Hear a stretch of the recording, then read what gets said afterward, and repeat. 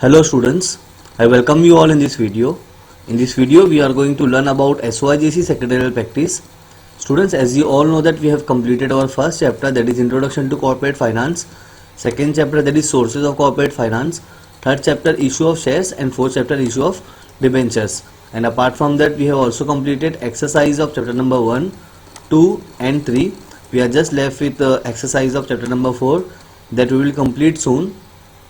And then we have started with the chapter number 5, that is deposit, and in that also we have completed introduction part. Alright, so basically students, as you can see here, today in this video we are going to learn about terms and conditions for acceptance of deposits. Okay, तो क्या क्या conditions होते हैं, कौन कौन से terms and conditions है जहाँ पे कंपनी पब्लिक से और उसके मेंबर से पैसा ले सकती है.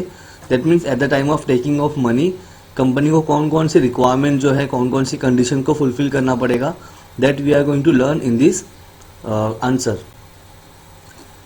Okay, as you can see here students, first procedure for accepting deposit from public. तो इसका जो प्रोसीजर है आपका, ये आपको एग्जाम में नहीं आने वाला है, ये अभी आपका रिड्यूस्ड हो गया है. ओके, तो ये साल due to the pandemic corona virus की वजह से ये जो क्वेश्चन है आपका procedure for accepting deposit from public, ये आपका रिड्यूस्ड हो गया है. इसके बाद में जो एक आंसर था आपका procedure for accepting deposit from members, तो ये भी आपका रिड्यूस हो गया, ये आपको एग्जाम में नहीं आने वाला है.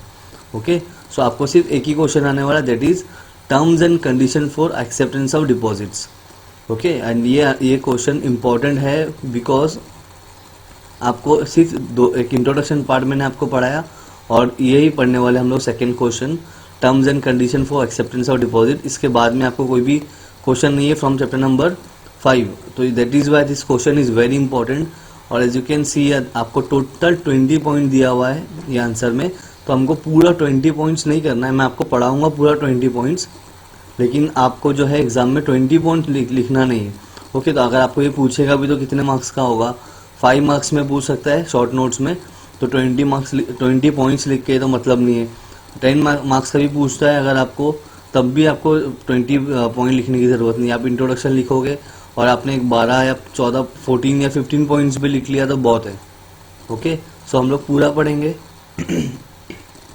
सॉरी, हम लोग पूरा इसको अच्छे से कंप्लीट करेंगे. आपको जो भी पॉइंट इजी लगेगा वो आप अपने नोट्स उसका प्रिपेयर कर लो. हाँ, और अगर आपको कोई पॉइंट नहीं समझ में आएगा तो आप मेरे को कमेंट में पूछ सकते हो. Alright, so let's start now.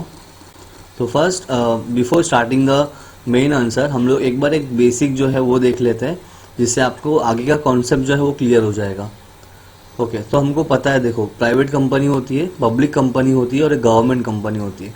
When you talk about private company, so private company का मतलब होता है group of people, they come together and form a business, that is called private company. मतलब ऐसा प्राइवेट इंडिविजुअल कोई अगर business चला रहा है, that is called private company. तो यहाँ पे 100% फ्रॉम इट्स मेंबर्स, इसका मतलब ये होता है that when ever private company required money, private company can accept money in a form of deposit, okay, from their members. Members means what? Member means company के employees, company के board of directors या फिर board of directors के relatives, उनसे company पैसा ले सकती है. दैट मीन्स डिपॉजिट के थ्रू कंपनी उनसे पैसा ले सकती है, बट कितना? 100%. 100%. अब ये 100% किसका?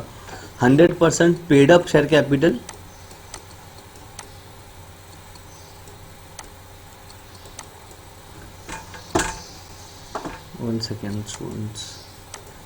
ओके, 100% किसका? मैं खाली पी लिख रहा हूँ.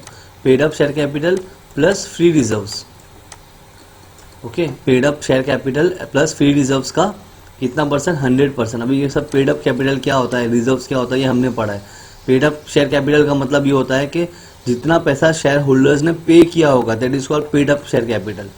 ओके, तो और रिजर्व्स का मतलब होता है part of the profit which company keeps aside for future expansion and modernisation of business. So paid up capital and जो कंपनी ने प्रॉफिट में से पैसा निकाल के रखा है वो पैसा, इन दोनों को मिला के जितना भी पैसा होता है उसका 100%. एग्जाम्पल ले लेते हैं हम लोग यहाँ पे कि एक paid up share capital company के पास जो है वो है around 1 lakh rupees. Okay, 1 lakh रुपया कंपनी के पास है, मैं एल लिख रहा हूँ 1 लाख का.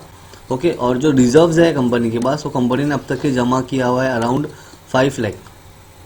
ओके, 5 लाख रुपया कंपनी के पास क्या है? रिजर्व, अब टोटल कितना हो जाएगा, 6 लाख रुपया हो गया, 6 लाख रुपीज़ हो गया।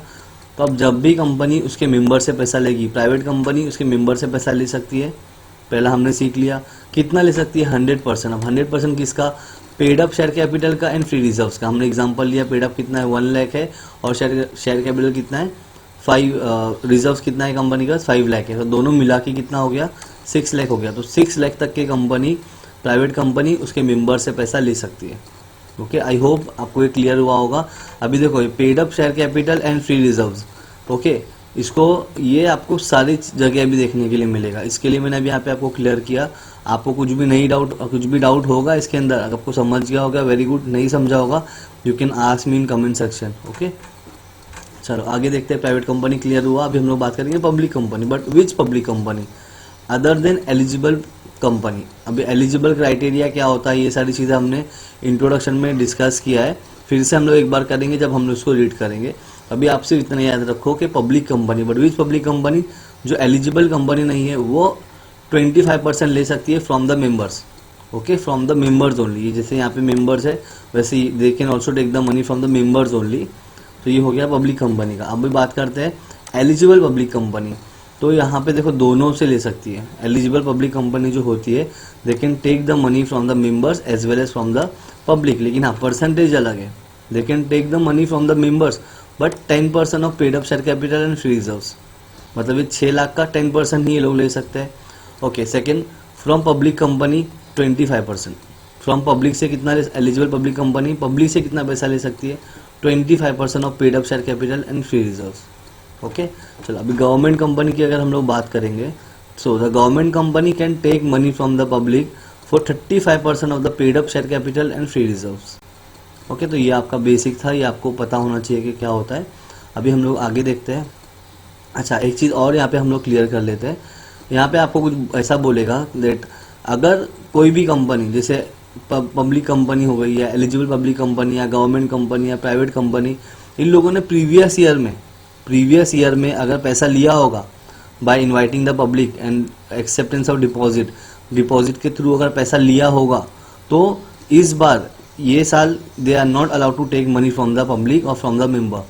अगर पहले लिया होगा तो अभी लेने की ज़रूरत नहीं है, not allowed as per the companies act 2013। Okay, चलो आगे बढ़ते हैं। अभी जब हम लोग करेंगे अच्छे से तब और समझ में आएगा। Let's start now. Point number 1, terms and condition for acceptance of deposit का पॉइंट नंबर 1 हमको दिया हुआ है अमाउंट ऑफ डिपॉजिट। अब जो हमने परसेंटेज देखा वही परसेंटेज आपकी बुक में दिया हुआ है, आपको एक्सप्लेन करना है अच्छे से। ओके, चलो स्टार्ट करते हैं। मेन आपको पता होना चाहिए percentage, you should know the percentage, तो आप अपने ओन वर्ड में भी इसको लिख सकते हो। चलो, private company, a private company can accept deposit from its members और डायरेक्टर्स और relatives of directors not more than 100% of its aggregate of paid up share capital and free reserves. मतलब एग्रीगेट मतलब दोनों को मिला के, paid up share capital plus free reserve, ये दोनों को मिलाकर कितना परसेंट, 100%। हमने एग्जांपल लिया था एक 6 लाख का, तो 6 लाख रुपया कंपनी ले सकती है प्राइवेट कंपनी। हाँ, कुछ केसेस में क्या होता है, कोई कंपनीज एक्ट ने किसी कंपनी को बोला होगा that you can take more than 100% of your paid up share capital and free reserves. अगर कंपनी एक्ट ने स्पेसिफिकली बोला होगा सो लोग 100% से भी ज़्यादा ले सकते हैं, जो आपको नीचे दिया हुआ है। देखो, however certain class of private companies as specified by the companies act can accept deposit more than 100% of its aggregate of paid up share capital and free reserves. Okay, 100% से ज़्यादा भी ले सकते हैं, बट कब, जब स्पेसिफिकली कंपनीज एक्ट ने बोला होगा उस कंपनी को, वो कंपनी ले सकती है 100% से ज़्यादा, अदरवाइज नॉट अलाउड। ओके, चलो आगे देखते हैं। पब्लिक कंपनी, बट कौन सा public company, other than eligible company, मतलब ये एलिजिबल कंपनी नहीं है। ओके, चलो देखते हैं। अभी this companies can not accept fresh deposit. Fresh deposit मतलब नया डिपॉजिट। अभी मैंने अगर पहले भी पैसा लिया होगा पब्लिक से और अभी फिर से मेरे को चाहिए होगा फ्रेश डिपॉजिट, तो नॉट अलाउड। कौन से केस में नॉट अलाउड होगा वो देखो। This companies can not accept fresh deposit from members if the amount of such deposit together with the previous deposit exceeds 25% of the aggregate of paid up share capital and free reserves of the company। 25% तक या company ने last time लिया होगा उसका paid up share capital and free reserves का 25%। सो ये साल ये लोग फ्रेश इशू नहीं कर सकते हैं, क्योंकि पहले इनको अमाउंट पे करना होगा डिपॉजिटर्स को, उसके बाद में जब वो खत्म हो जाएगा देन कंपनी फ्रेश डिपॉजिट ले सकती है फ्रॉम द पब्लिक और फ्रॉम द मेंबर्स। बट हम लोग यहाँ पे बात कर रहे हैं पब्लिक कंपनी की। Other than eligible company, so they are not allowed to take money from the public, they are only allowed to take money from the members। Okay, चलो कंटिन्यू करते हैं इसको। पॉइंट नंबर सी देखते हैं अभी, eligible public company. अभी eligible public company देखो, member से भी ले सकती है पैसे, ओके, और पब्लिक से भी ले सकती है। Okay, can not from member से अगर कंपनी ले रही है, अगर eligible public company, the eligible public company taking money from the members, then they can not accept fresh deposit if the amount of such deposit together with the previous deposit exceeds 10% of the aggregate of paid up share capital and free reserves। 10%। आपको main चीज जो है याद रखना, सबसे पहली बात तो क्या है, आपको ये मालूम होना चाहिए कि पेड अप शेयर कैपिटल क्या है और फ्री रिजर्व्स क्या है। ओके, उसके बाद में आपको परसेंटेज याद रखना है। इसको आप शॉर्टकट में भी लिख लोगे तो आप जो सेंटेंस है खुद से फॉर्म कर सकते हो। बट हाँ, आपको पेड अप शेयर कैपिटल क्या होता है, फ्री रिजर्व्स क्या होता है, ये पता होना चाहिए, जो मैंने आपको ऑलरेडी बताया है। स्टिल कुछ भी डाउट होगा आप पूछो और अपना डाउट क्लियर करो। डाउट रखोगे तो आपको ये चीज़ डिफिकल्ट लगेगी बहुत ज़्यादा। ओके, तो पब्लिक फ्रॉम मेंबर से कितना ले सकती है, 10% तक के। ओके, अगर इतना लिया होगा तो कंपनी फ्रेश डिपॉजिट नहीं कर सकती। ओके, याद रखना है। From public can not accept fresh deposit if the amount of such deposits together with the previous deposit exceeds 25% of the aggregate of paid up share capital and free reserves. तो यहाँ पे 20% है। Okay, चलो आगे देखते हैं। Government company can accept deposit from public not exceeding 35% of the paid up share capital and free reserves of the company. तो जो भी कंपनी का पेड अप शेयर कैपिटल होगा वो प्लस फ्री रिजर्व्स का दोनों का अमाउंट मिलाकर 35% तक की ले सकती है, उससे ज़्यादा इज नॉट अलाउड। ओके, तो ये था आपका पॉइंट नंबर 1। अभी हम लोग बात करेंगे पॉइंट नंबर 2 की, that is period and tenure of deposit. तो हमने स्टार्टिंग में जब बेसिक्स मैंने किया था, मैं आपको हमेशा हर एक लेक्चर में बोलता हूँ कि बेसिक इज़ वेरी इंपॉर्टेंट, क्योंकि बेसिक्स में ही हमने ये सारी चीज़ें डिस्कस कर लिया था। टेन्योर उसका कितना होता है पब्लिक डिपॉजिट का। तो यहाँ पे क्या होगा, कोई भी कंपनी मिनिमम पीरियड कितना होता है पब्लिक डिपॉजिट का, 6 मंथ, और मैक्सिमम होता है 36 month. That means a company can take money from the members और public for a minimum period of 6 month and the maximum period of 36 month. Okay, लेकिन अभी कुछ और केसेस में क्या होगा, यहाँ पे 3 मंथ्स के लिए भी कंपनी अपना शॉर्ट टर्म रिक्वायरमेंट के लिए 3 मंथ्स के लिए भी ले सकती है। लेकिन जब भी आपका ऑब्जेक्टिव्स में, that means fill in the blanks में, मैच द कॉलम में, ट्रू एंड फॉल्स में अगर पब्लिक डिपॉजिट क्या पूछेगा, पीरियड पूछेगा, तो आपको याद रखना है 6 मंथ है मिनिमम और मैक्सिमम है 36 मंथ। ओके, चलो स्टार्ट करते हैं।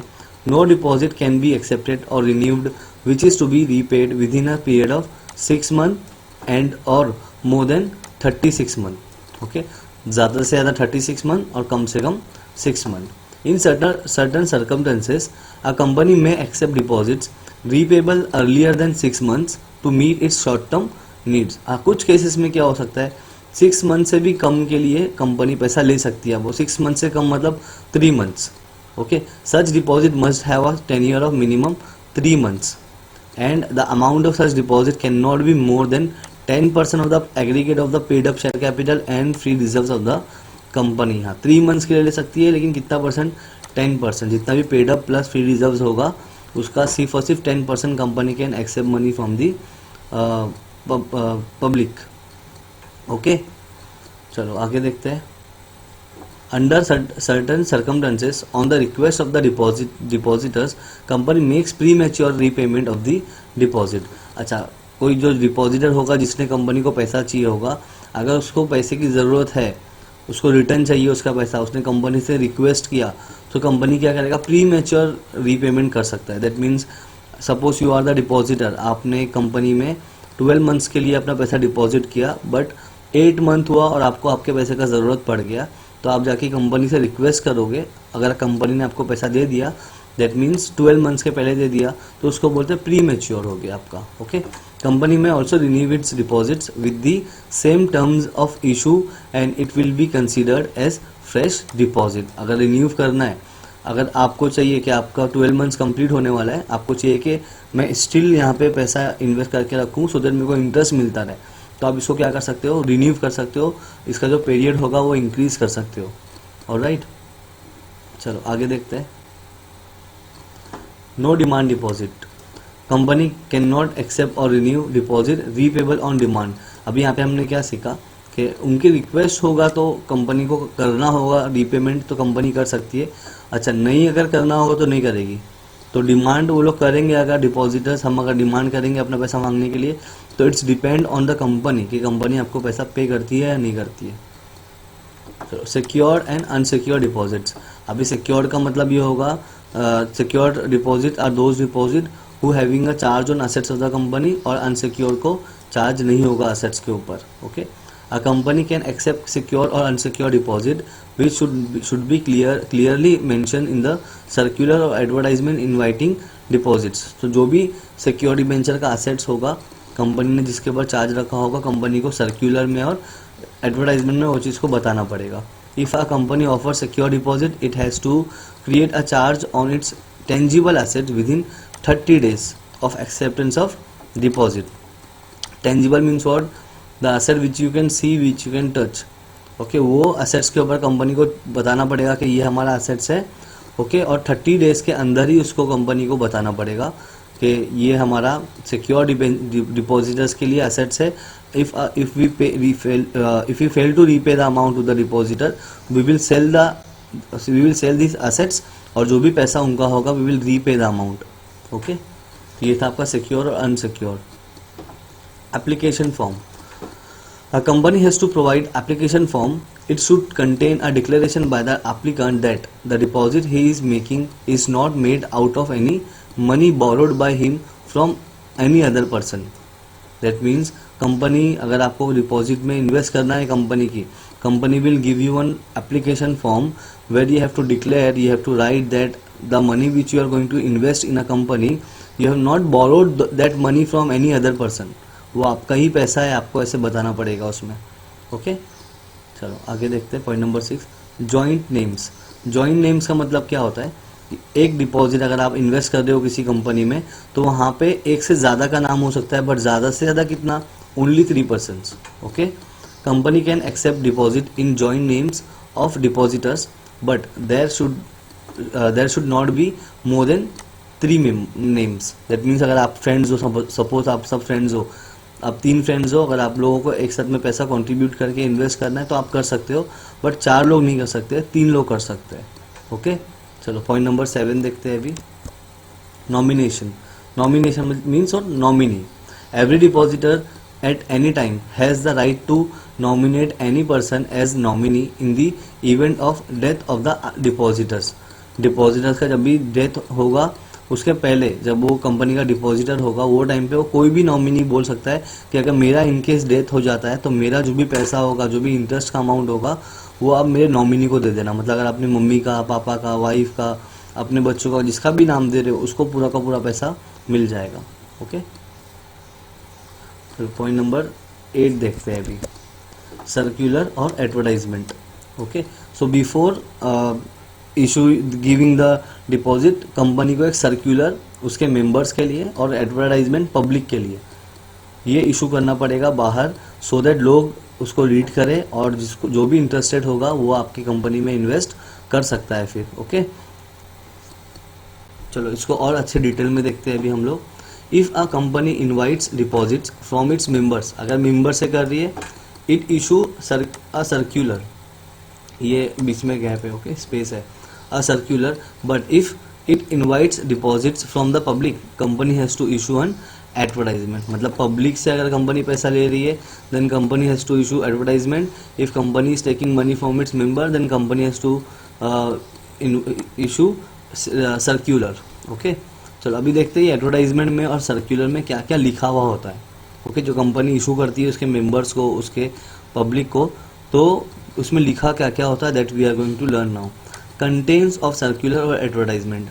पहला चीज़ देखो, statement about the financial position of the company, financially कितना स्ट्रांग है कंपनी, वो सारी चीज़ें सर्कुलर में और एडवर्टाइजमेंट में लिखा होगा। अगर आपको पता होगा कि हाँ कंपनी फाइनेंशियली स्ट्रांग है, तभी तो आप डिसाइड करोगे कि आपको इस कंपनी में इन्वेस्ट करना है आपका पैसा कि नहीं करना है।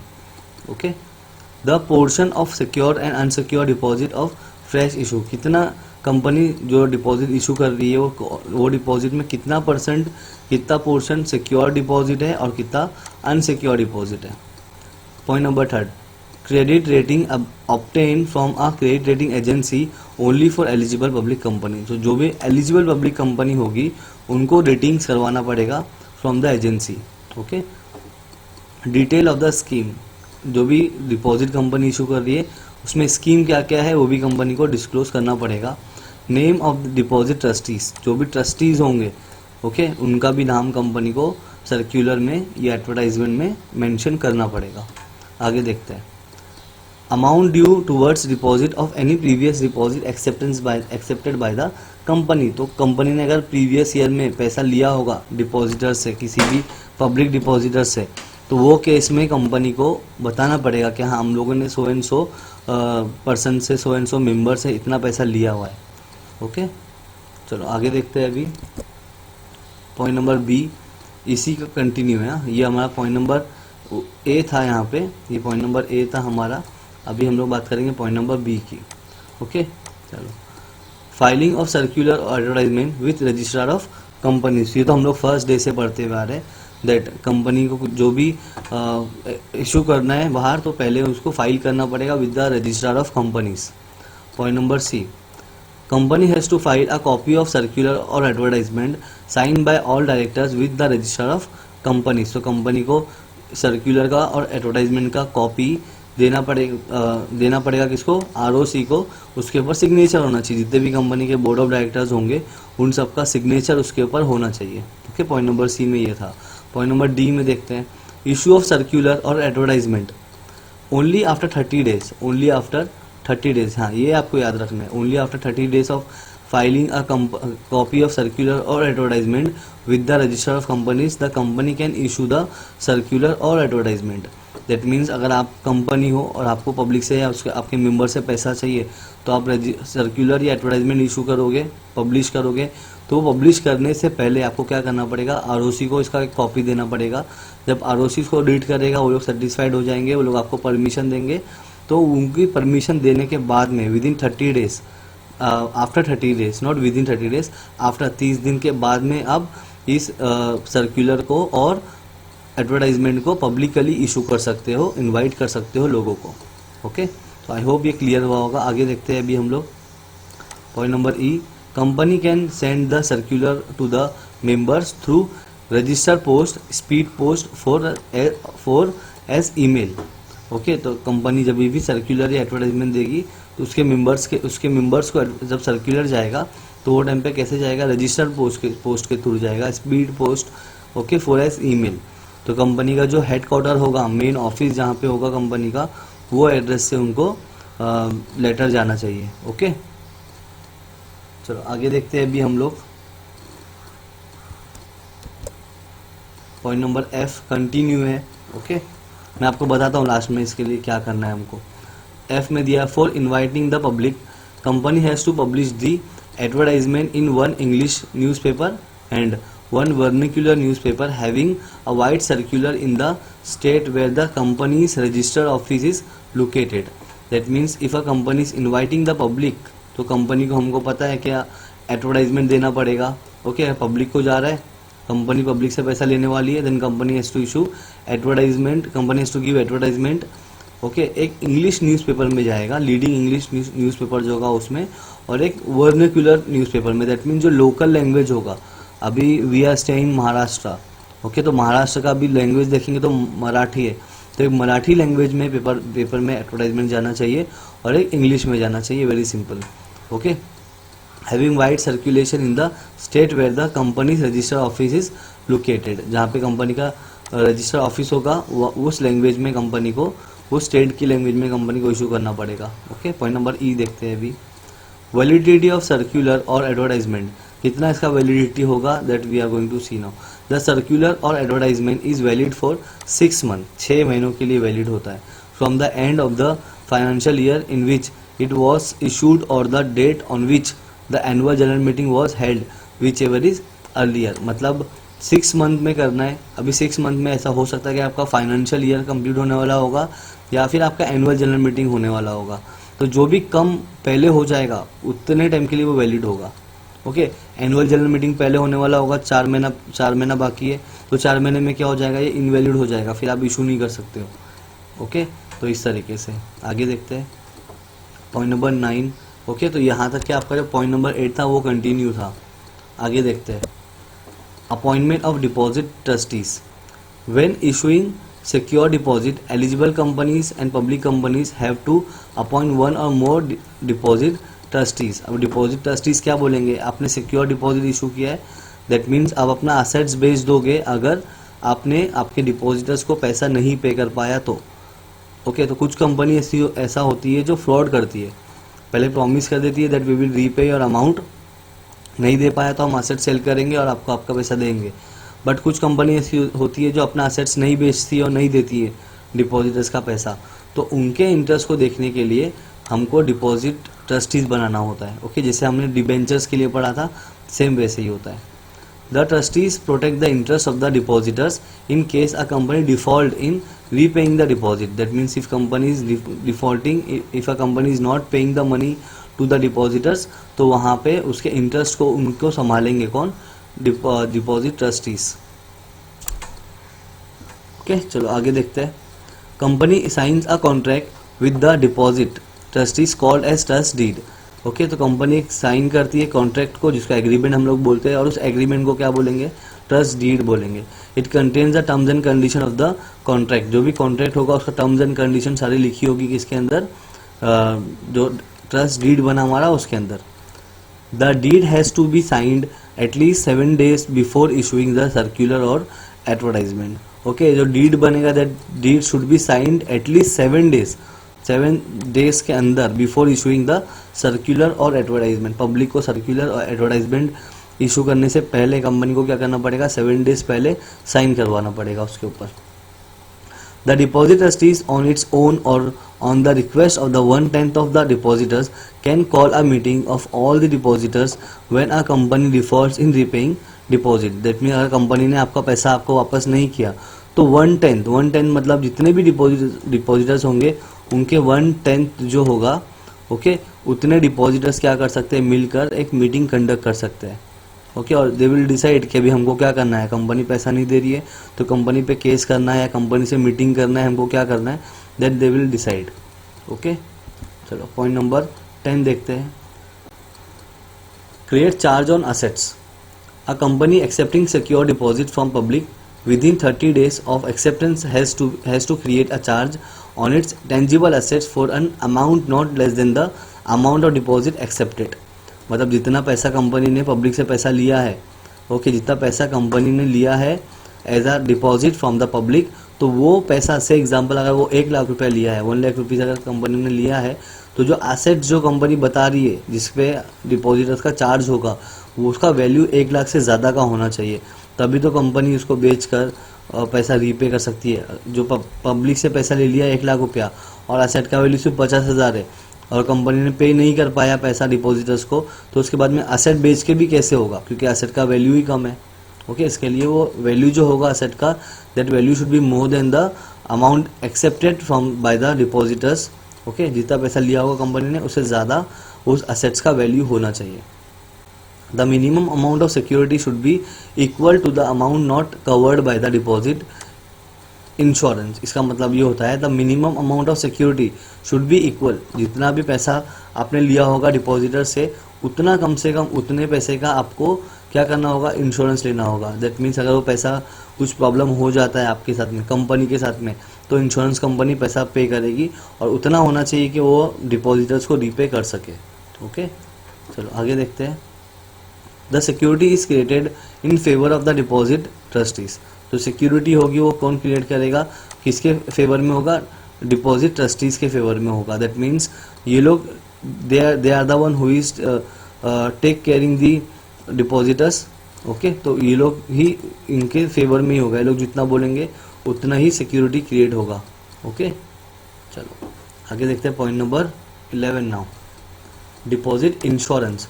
A company needs to take deposit insurance at least 30 days before issue of circular or advertisement। Okay, तो तो ये इशू करने से पहले कंपनी को इंश्योरेंस लेना पड़ेगा। If the amount of deposit plus interest on it is up to 20,000 insurance is to be taken. अगर 20,000 के ऊपर जा रहा है, कंपनी ने 20,000 के ऊपर अगर पैसा लिया है पब्लिक से या उसके मेंबर से, तो कंपनी को इंश्योरेंस लेना ही पड़ेगा। ओके, चलो point number 12, obtain credit rating. So every company has to get credit rating of its deposits and include the ratings in the circular और advertisement। मतलब हर एक कंपनी जो भी पैसा ले रही होगी पब्लिक से या मेंबर से, तो उनको एजेंसी से क्या करना पड़ेगा, रेटिंग्स करवाना पड़ेगा। ओके, चलो the credit rating agency consider the net worth of the company, liquidity position, ability to repay deposit on time etc. and accordingly gives a rating। Okay, तो लोग क्या करेंगे, रेटिंग्स किसके बेस पे देंगे, उनका नेट वर्थ कितना है, उनका लिक्विडिटी पोजीशन कितना है, कंपनी डिपॉजिट कितने टाइम के लिए ले रही है, उनका कभी वो रीपे करेगी, वो सारी चीज़ों को कंसीडर करते हुए they will give the ratings. Rating shall be obtain every year during the tenure of the deposit. हर साल कंपनी को करवाना पड़ेगा ratings. Okay, now let's talk about point number 13, open deposit repayment reserve account। Alright, जैसे हमने chapter number 4 में पढ़ा था about debenture. So when a company is taking money from the debenture, company has to open one account called debenture redemption reserve account. So in a same way, if a company is taking money from the depositors, then company has to open deposit repayment reserve account. Okay, चलो, every company accepting deposit has to open in a scheduled bank a deposit repayment reserve account। जो भी company पैसा लेगी public से, deposit लेगी, okay, तो वो case में कंपनी को अकाउंट ओपन करना पड़ेगा जिसको हम बोलते हैं deposit repayment reserve account. Every year on और बिफोर 30th अप्रैल। ओके, हर एक साल, हर every year 30th April a company has to deposit an amount not less than 15%। हर साल कंपनी को अमाउंट डिपॉजिट करना पड़ेगा इस अकाउंट में, नॉट लेस देन 15%, मतलब कम से कम 15%, उससे कम नहीं चलेगा, of the amount of deposit maturing during the current year and the following financial year. That means जो वो जब मेच्योर होने वाला होगा, जब आपको ये पैसा रीपे करना है किसको, डिपॉजिटर्स को, तो उसके पहले कंपनी को हर साल क्या करना पड़ेगा, 15% बिफोर 30th अप्रैल कंपनी को अमाउंट जो है डिपॉजिट करना पड़ेगा इस अकाउंट में। This account can be use only for repaying deposit. और ये अकाउंट का पैसा जितना भी होगा, डीआर का जितना भी पैसा होगा, कंपनी उसको क्यों यूज करेगी, repaying the deposit to the depositors. Okay, चलो, शेड्यूल बैंक का मतलब क्या, ये लिखना नहीं है आपको जस्ट ये आपकी इन्फॉर्मेशन के लिए। Schedule bank which are included in the second schedule of RBI act 1934, these banks satisfy certain criteria laid down by the RBI and enjoy certain facilities of RBI। Example scheduled banks are SBI, Bank of India, देना bank etc। Okay, तो जो भी RBI के rules and regulations को follow करते हैं, उनके जो अंडर में होते हैं, उसको हम बोलते हैं schedule bank. Okay okay, note point number 8A and B, 10 and 13 is not applicable to private companies which accepts deposit from its members not exceeding 100% of the aggregate of its paid up share capital and free reserves। Okay, मतलब point number 8 में हमने जो देखा था A and B, okay, 10 and 13 is not applicable to private company. वो सारी चीज़ें जो कंडीशंस है वो प्राइवेट कंपनी को एप्लीकेबल नहीं है। ओके, चलो, point number 14, deposit receipt. Company has to issue deposit receipt to the depositors within 21 days. Okay, deposit receipt मतलब क्या, कंपनी की ये जो होता है इसको हम बोलते हैं प्रूफ, एविडेंस। जैसे शेयर होल्डर्स को शेयर सर्टिफिकेट मिलता है, डिबेंचर होल्डर्स को डिबेंचर सर्टिफिकेट, बॉन्ड होल्डर्स को बॉन्ड सर्टिफिकेट, उसी तरीके से डिपॉजिटर्स को क्या मिलता है, डिपॉजिट रिसिप्ट। कितने टाइम में, 21 डेज में कंपनी को देना होगा from the date of receipt of the money और realisation of the cheque. Cheque clear हो गया उस दिन, या फिर जिस दिन कंपनी डिपॉजिटर ने पैसा पे कर दिया कंपनी को, इन्वेस्टर ने, वो उसके बाद में कंपनी को 21 डेज के अंदर पैसा रीपे, जो डिपॉजिटरी रिसिप्ट है वो पे देना होगा किसको, टू द डिपॉजिटर्स को। The receipt has to be signed by the officers duly authorize by the board of directors.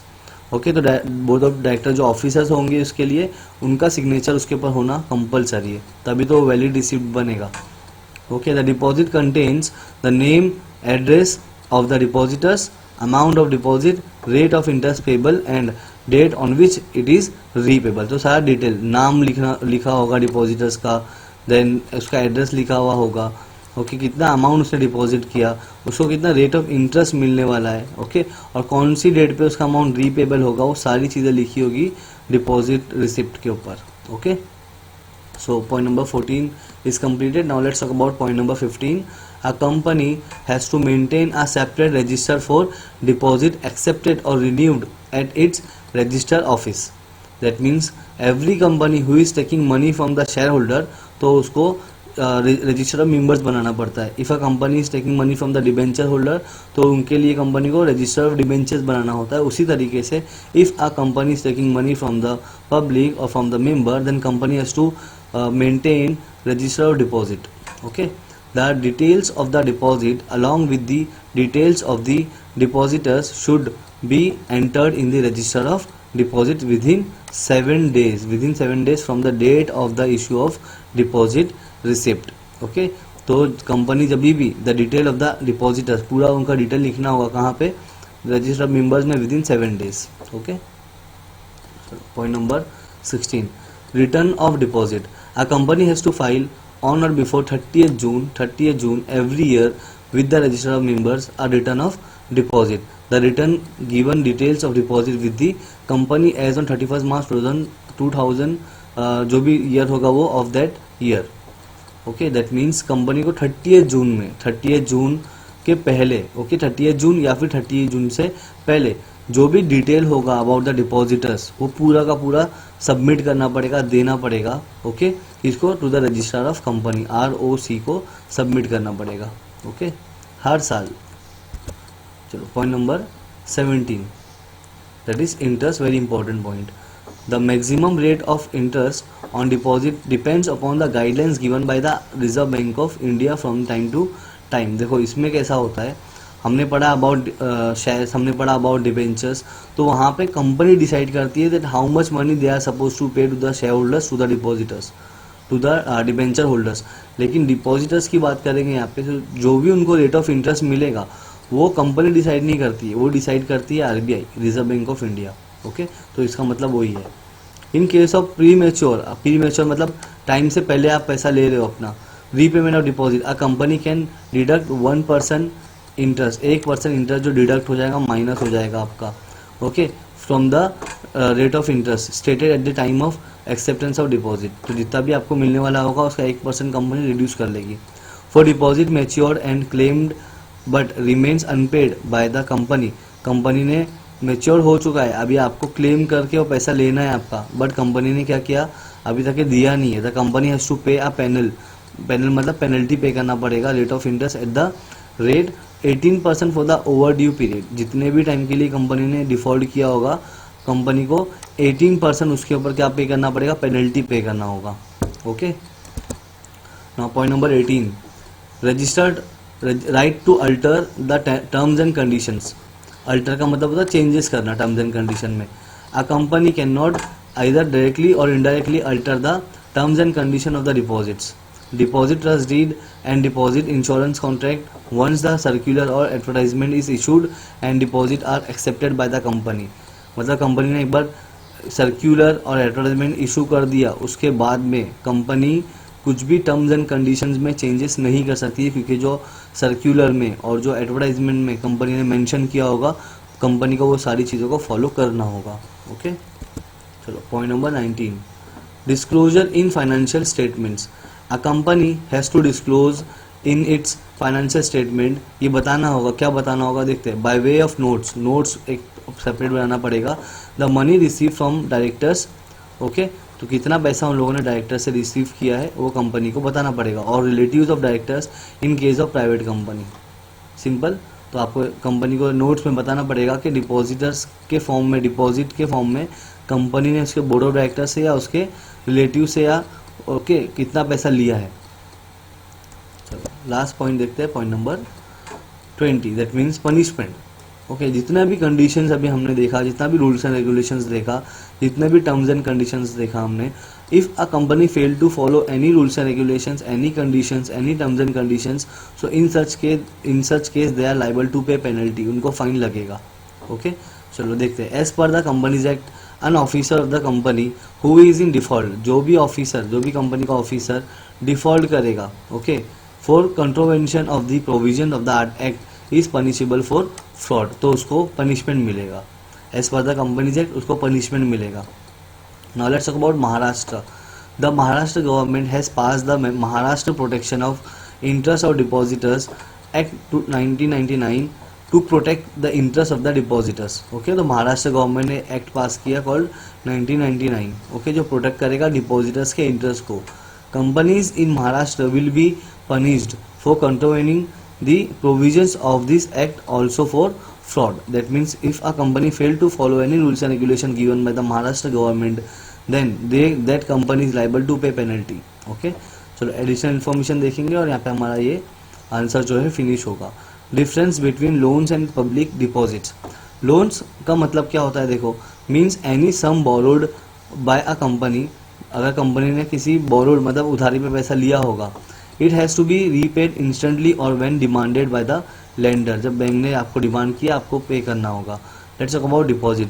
Some borrowed by company but repaid only a fix maturity date. मतलब एक particular period होगा, हमने देखा अभी 6 month minimum और maximum 36 month. Okay, तो ये था आपका पूरा terms and conditions of acceptance of deposit. आपको इंट्रोडक्शन पार्ट और ये वाला एक पार्ट, 2 ही पार्ट हमने अभी इसको किया है, यही आपके एग्जाम में आने वाला है. That is why this question is very important. हमने टोटल 20 पॉइंट्स किया है. आपको पूरे जो बहुत बड़े बड़े पॉइंट्स हैं आप वो नहीं भी करोगे तो भी चलेगा. इसमें से जो आपको इजी लगता है जितने पॉइंट्स, कम से कम एक 15 पॉइंट्स जो है वो आपको जो इजी लगेगा वो आप इसका नोट्स प्रिपेयर करो and start your studies. Alright students, कोई भी पॉइंट में आपको कुछ भी नहीं समझा होगा या कोई वर्ड जो है वो आपको नहीं समझा होगा या किसी पर्टिकुलर वर्ड का सेंटेंस का मीनिंग नहीं समझ में आया होगा, so you are free to ask anything. Okay, comment में आप कुछ भी पूछ सकते हो मुझसे. Alright students, so till then thank you very much students.